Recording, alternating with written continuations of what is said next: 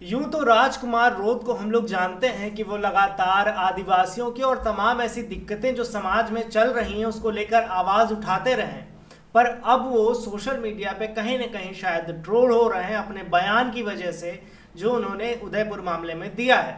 क्या है पूरा मामला बताऊंगा आपको विस्तार से। नमस्कार, मेरा नाम ऋषभ है और आप देख रहे हैं संवाद भारत का भारत के लिए। आज हमारे साथ इस खास बातचीत में मौजूद है हमारे सीनियर एंकर चेतना मैम। बहुत बहुत स्वागत है मैम। शुक्रिया ऋषभ। मैम, जिस तरीके से राजकुमार रोत ने बयान दिया है कि बाबा यानी किरोड़ी लाल मीणा आके धरना दें और आवाज उठाएं, उसको लेकर अब सोशल मीडिया पे उनकी ट्रोलिंग शुरू हो गई है राजकुमार रोत की कि आपका फिर जब बाबा ही सब कर लेंगे तो आपको किस लिए निर्वाचित किया गया है। जी बिल्कुल सही सवाल पूछा जा रहा है। देखिए, जब आपकी सरकार होती है, किरोड़ीलाल मीणा ने भी इस्तीफा देने के बाद पेपर लीक जैसे मामलों पर और अग्रेसिवनेस दिखाई थी। और वो तो सरकार में थे जब है ये हालात, क्योंकि वो कभी भी गलत चीज़ को सहन नहीं कर सकते, फिर चाहे से वो उनकी सरकार में ही क्यों ना हो रही हो। लेकिन सोचने वाली बात ये है कि अगर आप एक युवा नेता हैं, आप अभी सबसे ज़्यादा प्रभावशाली हैं आदिवासी इलाकों में, आपकी बात लोग सुन रहे हैं, समझ रहे हैं, आपको सपोर्ट कर रहे हैं, तो आप क्यों उम्मीद कर रहे हैं कि कोई और आए और इस मामले को उठाए, धरना ले? आप क्यों उसके लिए इनिशिएट नहीं करते? सबसे बड़ी बात तो ये है, क्वेश्चन ही सबसे बड़ा ये है। और किरोड़ी लाल मीणा के पास सिर्फ एक ही मुद्दा तो नहीं है देखने के लिए। जहां जरूरत पड़ रही है वो बोल रहे हैं। चुप तो उनको कोई करा भी नहीं सकता है। उनकी खुद की सरकार के बैठे हुए शीर्ष पर बैठे हुए लोग भी उन्हें कभी अन्याय के खिलाफ बोलने से चुप नहीं करा सकते। हालांकि बेशक जिस तरीके से वो अपने क्षेत्र का दौरा कर रहे हैं, लोगों के पास जा रहे हैं, उनके पास बैठ रहे हैं, घुटने तक के पानियों में हेलीकॉप्टर ना मिलने के बावजूद भी लोगों के लिए पहुंच रहे हैं उन तक, उनका दुख दर्द सुनने के लिए। और जिस तरीके से जिनकी डूबने से मौत हुई उनको आर्थिक सहायता दे रहे हैं, भरपूर कोशिश चारों तरफ से वो कर रहे हैं। लेकिन आप राजकुमार रोध जैसे नेता, इतने युवा नेता होके भी जब आप किरोड़ी लाल मीणा से ही आस करते हैं कि आप बोलिए, तो साफ साफ इस चीज को सिर्फ राजनीतिक तौर पर अपना चेहरा चमकाने के लिए देखा जाता है। लोगों को साफ साफ देखिए समझ में आ जाता है कि आजकल कौन किस तरीके से अपनी राजनीतिक रोटियां सेकता है। उसी तरह से राजकुमार रोध को भी देखा जा रहा है। हालांकि जिस तरीके से आदिवासियों को लेकर वो मुद्दे उठा रहे हैं, सदन में पहुंचते हैं, अपनी आवाज़ को रखते हैं, तो काफ़ी अच्छा और बड़ा वोट बैंक अपने साथ लेकर चल रहे हैं। और आदिवासियों के द्वारा, दलितों के द्वारा जो बंद किया जा रहा है 21 अगस्त को, उसको लेकर भी वो काफ़ी अभी चर्चा में है। इसी बीच ऐसी बयान बाहर आना कहीं ना कहीं लोगों के मनोबल को तोड़ने वाला है। जिस तरह से उदयपुर में भी जो घटना हुई चाकूबाजी वाली, उसमें भी वो प्रशासन पर सवाल खड़े करते हुए दिखाई दे रहे हैं। बिल्कुल। एक आर्टिकल में आप पढ़िएगा, उसमें वो उनका बयान का जिक्र भी आया है। उन्होंने कहा है कि प्रशासन ने जो कार्यवाही की है आरोपी के घर को गिराने की, वो गलत है, ये बहुत जल्दीबाजी में लिया हुआ फैसला है। हालांकि जो भी हो, अगर आप आरोपी पक्ष का फेवर कर लेते हैं, प्रशासन पर सवाल खड़ा करते हैं, तो आप पर भी जनता बेशक सवाल उठाएगी ही उठाएगी। बिल्कुल। और उस सोशल मीडिया पे मैम लोग ये सवाल पूछ रहे हैं कि अगर यही कांड, यही जो है जो भी हुआ है वो किसी आदिवासी महिला के साथ होता तो क्या जो है राजकुमार रोध इसी तरह से बयान दे के निकल जाते। ये बहुत बढ़िया सवाल पूछा है ऋषभ आपने, और ये 100% सच है कि आपके समुदाय के साथ अगर ऐसा कुछ हुआ होता तब आप ऐसी चुप्पी नहीं साधते या फिर ऐसा छोटा बयान देकर नहीं चले जाते। आप खुद उस टाइम धरने पर मौजूद होते, दिन और रात ना देखते। यही तो फर्क है, और इसीलिए तो कहा जा रहा है कि आप सिर्फ राजनीति चमकाने आए, अपना चेहरा दिखाने आए, बयान देने आए। आप क्यों उम्मीद कर रहे हैं कि अभी किसी दूसरे नेता से कि वो आएंगे, वो धरने पर बैठेंगे, वो आवाज उठाएंगे? क्या सत्ता में रहते हुए किरोड़ी लाल मीणा के लिए संभव है कि वो अपनी ही सरकार के खिलाफ धरने पर बैठ जाए कार्रवाइयों के लिए? आप ऐसी उम्मीद उनसे क्यों करते हैं? आप खुद उनके मसीहा बनिए, आप खुद उनकी आवाज़ को उठाइए। आज बहुत से ऐसे नेता हैं जो निस्वार्थ भाव से काम कर रहे हैं। सिर्फ राजनीति चमकाना ही एक उद्देश्य नहीं होता उनके जीवन में। जिस तरीके से आप देख लीजिए, अब उपचुनाव सर पर हैं, तो 5 की जगह जब 6 जगह पर चुनाव होने वाले हैं, तो ये जितने भी नेता हैं जहां पर उपचुनाव होने वाले हैं, आपको सक्रिय दिखाई देंगे। क्यों? क्योंकि अब आपका चेहरा दिखने का टाइम ग्राउंड लेवल पर आ गया है। आप हनुमान बेनीवाल को देखिए, किस तरह से लोगों के बीच जा रहे हैं, पूछ रहे हैं आपको क्या चाहिए, कौन सी दिक्कतें आ रही हैं, मैं सब सही कराऊंगा। तो ये सब चीज़ें लोगों को समझ में आती हैं। आपकी पल पल की खबर सोशल मीडिया के ज़रिए लोगों के पास पहुंचती है। एक मैसेज के अंदर आपको पता चल जाता है कि आप किस तरीके की राजनीति करने की कोशिश कर रही है, और जनता सब समझती है। और इन सब चीज़ों को देखते हुए जो फैसला जनता लेती है, आप देखिएगा कि उपचुनाव जितने हमारे पहले के चुनाव दिलचस्प हुए थे, उपचुनाव उससे भी ज़्यादा दिलचस्प होने वाले हैं। बिल्कुल। अब बात करते हैं उपचुनाव पे ही। हमने देखा हनुमान बेनीवाल तो एक्टिव दिख रहे हैं, पर बाकी पार्टियों के नेता वो अभी सुगबुगाहट में ही हैं। कुछ पता नहीं चल रहा है कि आखिर क्या होगा, प्रत्याशी कौन होगा, तैयारियां कैसी चल रही हैं, और तमाम बड़े नेता जिस तरीके से नाराज हैं, उनको मनाने में बीजेपी सफल होगी या नहीं।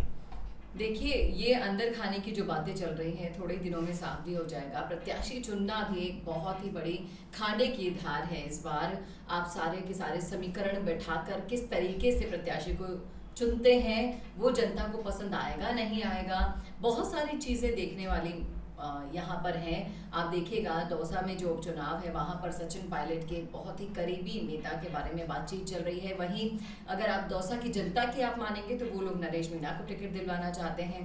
नरेश मीणा पहले भी हावी थे कांग्रेस पर टिकट को लेकर, लेकिन जैसे तैसे उनको शांत कराया गया। लेकिन अब एक बार फिर अगर नरेश मीणा को नहीं मिलता है टिकट, तो हो सकता है कि वहाँ पर फिर से तनातनी का माहौल बने। और दिलचस्प बात यह है कि प्रत्याशी चुना किसे जाए। अब पहले प्रत्याशी नहीं मिल रहे थे, और अब प्रत्याशियों की लिस्ट आपके पास बराबर है। इधर बीजेपी भी कंफ्यूज है कि कौन से ऐसे चेहरे को उतारा जाए जो लोगों का विश्वास हासिल कर सके, क्योंकि उपचुनाव में बीजेपी का अगर हम ग्राफ देखते हैं तो वो काफ़ी ज़्यादा पिछड़ा हुआ आपको दिखाई देगा। कांग्रेस ही हमेशा उपचुनाव में हावी रही है, लेकिन इस बार किस तरीके के मुद्दे होते हैं, किस तरीके के, देखिए बहुत सारे घटनाक्रम इस बीच हो चुके हैं, और लोगों की जो सोच है वो भी बदल चुके हैं। चुनाव के बाद इतने तरह के राजनीतिक और सियासी घटनाक्रमों के अलावा आम जनता के साथ भी बहुत सारी चीज़ें हो चुकी हैं जो उपचुनाव के निर्णयों पर काफ़ी ज़्यादा असर डालने वाले हैं। अब एक चर्चा जो है राजस्थान की राजनीति में एक और है कि गोविंद सिंह डोटासरा की कुर्सी अब खतरे में। हमने देखा कि सचिन पायलट जिस तरीके से एक्टिव हैं, अब लग रहा है कि किसी ब्राह्मण या आदिवासी को राजस्थान में कांग्रेस के प्रदेश अध्यक्ष की कुर्सी पर बैठा दिया जाएगा। देखिए, कुर्सी का खतरा तो आप दोनों ही पार्टियों में हमेशा मंडराता रहता है, लेकिन बात जब बीजेपी के अलावा हम कांग्रेस की करते हैं तो कांग्रेस में अभी बैठकों का दौर लगातार जारी है, और डोटासरा अभी काफ़ी चुप दिखाई दे रहे हैं। वो उनका आप देखिएगा कोई बयान नहीं आ रहा है। उधर सचिन पायलट भी अपने किसी न किसी कार्यक्रम में बिजी चल रहे हैं। अंदर खाने क्या चल रहा है, इसकी सुगबुगाहट अभी बाहर नहीं आने दी जा रही है। लेकिन अगर ऐसा होता है तो दोनों ही नेताओं के जो फॉलोअर्स हैं, चाहने वाले हैं, वो भिड़ सकते हैं आपस में। सचिन पायलट लगातार तेजी से आगे बढ़ते जा रहे हैं, अपने साथ उस कारवां को लिए जा रहे हैं जो कहीं ना कहीं गहलोत के काल में बिखर गया था।